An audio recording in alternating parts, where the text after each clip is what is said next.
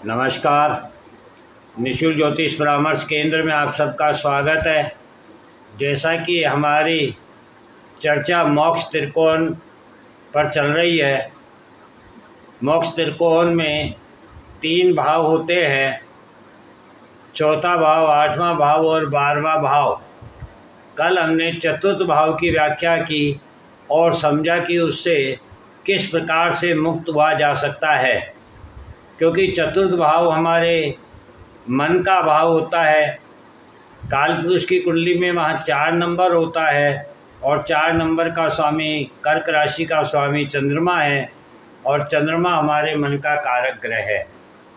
इसलिए मन से किस प्रकार से मुक्त हुआ जाए, हमने इसके बारे में चर्चा की। आज हम अष्टम भाव की चर्चा करेंगे। अष्टम भाव से मोक्ष और मुक्ति किस प्रकार प्राप्त होती है, इसको समझने का प्रयत्न करते हैं।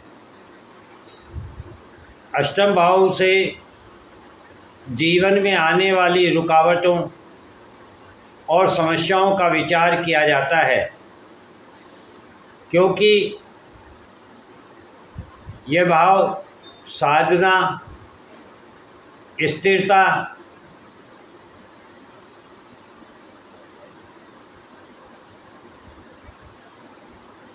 गहराई, नई खोज का है। और हम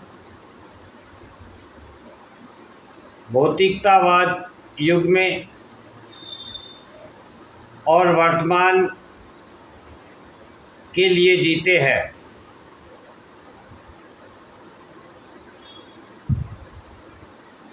जबकि अष्टम भाव में वृश्चिक राशि होती है कालपुरुष की कुंडली में, और वृश्चिक राशि के स्वामी मंगल होते हैं।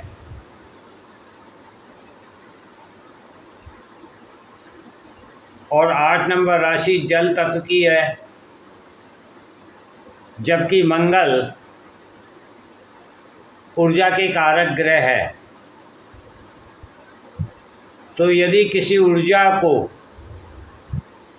जल के भीतर दबा दिया जाए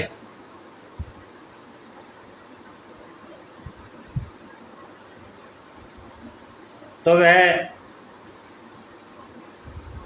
ज्वालामुखी के रूप में अंदर ही अंदर सुलगता रहता है। जिस प्रकार से हमारी आत्मा हमारे शरीर के भीतर ऊर्जा का स्रोत बने हुए हैं और हमारा शरीर 80% जल से बना हुआ है।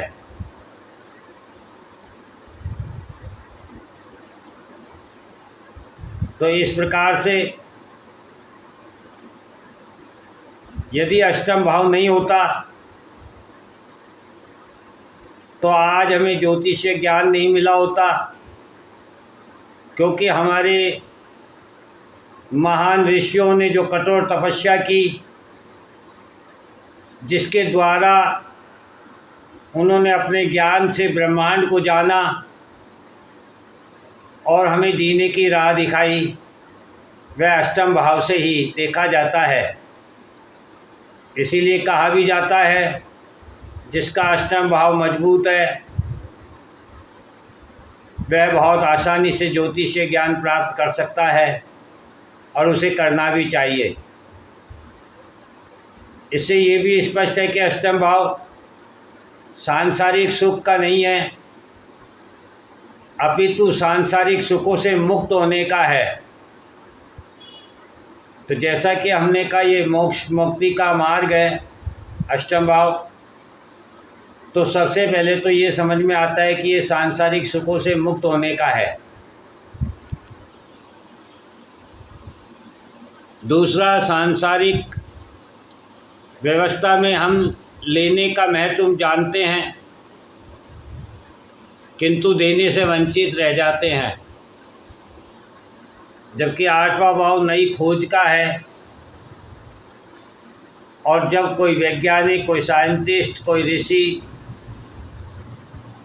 किसी चीज़ की खोज करता है तो वह अपना पूर्ण जीवन लगा देता है, किंतु उसका जो परिणाम आता है वह आने वाले कई हजारों साल तक जनमानस को एक मार्ग प्रशस्त करके देता है। अर्थात ये भाव देने का है।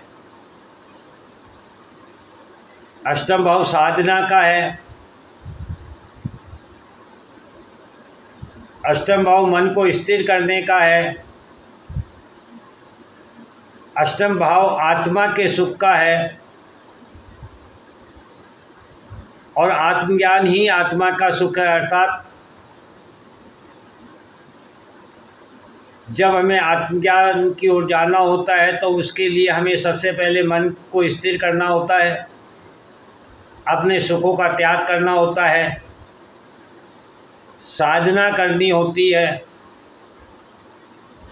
तभी ब्रह्मांड से जुड़ा जा सकता है। स्थिर होकर के ही भीतर की यात्रा की जा सकती है, किसी चीज़ की खोज की जा सकती है,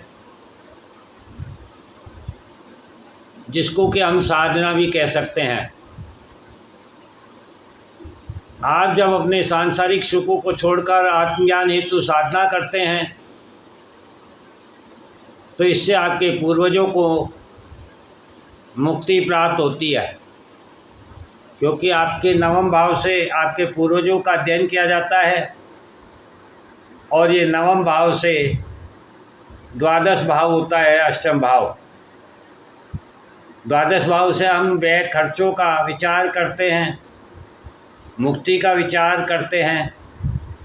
इस प्रकार से जब आप किसी नई चीज़ की खोज करते हैं, समाज को कुछ नया देते हैं, साधना करते हैं, सांसारिक सुखों का त्याग करते हैं, तो आपके पूर्वजों को भी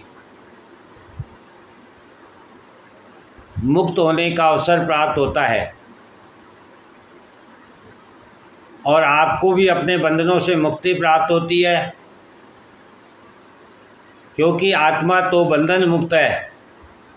और जब आपको आत्मज्ञान होता है तो आप अपने इस सांसारिक बंधनों से मुक्त होने हेतु ही साधना करते हैं।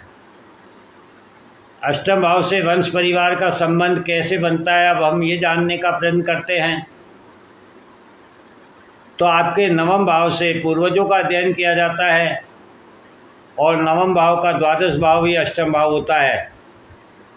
द्वादश भाव व्यय खर्चों का होता है, अर्थात आपकी साधना से आपके पूर्वजों को मुक्ति प्राप्त होती है। और आपके पूर्व जन्म से अष्टम भाव का संबंध क्या है, तो आपका पूर्व जन्म आपके पंचम भाव से देखा जाता है और पंचम भाव से आगे जब चौथा भाव गिनेंगे तो वह अष्टम भाव होगा। चतुर्थ भाव जैसा कि हमने कल जाना था इमोशन का होता है, अर्थात आप अपने पूर्व जन्म के जो इमोशन थे, जिन सुखों के कारण आप बंधन में थे, आप इस जीवन में साधना करके उन बंधनों से मुक्त हो सकते हैं, क्योंकि इमोशन ही हमारे बंधन का मूल कारण बनता है। इमोशन में आकर ही हम किसी से या तो प्रेम करते हैं या फिर किसी से द्वेष करते हैं। ये इमोशन ही है हमारे, जिसके कारण हम अपनी वाणी का, अपने शब्दों का मधुर और कड़वा संवाद करते हैं। इमोशन में आकर ही हम स्वाद और बेस्वाद की व्याख्या कर देते हैं और इसी इमोशन के कारण ही हम रिश्ते बनाते और बिगाड़ते हैं। इस इमोशन में आकर हम अपने परिवार, कुटुंब, संतान इत्यादि के लिए वस्तुओं का, धन का इत्यादि संग्रहण करते हैं और ये सभी इमोशन में आकर हम करते हैं और इसीलिए इमोशन हमारे बंधन का कारण बनता है। और 8वां भाव हमें इसी से मुक्त होने के लिए साधना की ओर ले जाना चाहता है, भीतर की यात्रा के लिए ले जाना चाहता है, आत्मज्ञान के लिए ले जाना चाहता है, मन को स्थिर करने के लिए कहता है। तो इस प्रकार से आप पूर्व जन्म के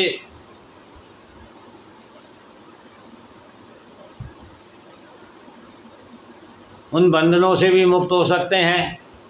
आप अपने पितरों को भी मुक्त कर सकते हैं। आप स्वयं भी इस बंधन से मुक्त हो सकते हैं। इस प्रकार से 8वां भाव हमें मोक्ष और मुक्ति का मार्ग प्रशस्त करता है। जय हिंद, जय भारत।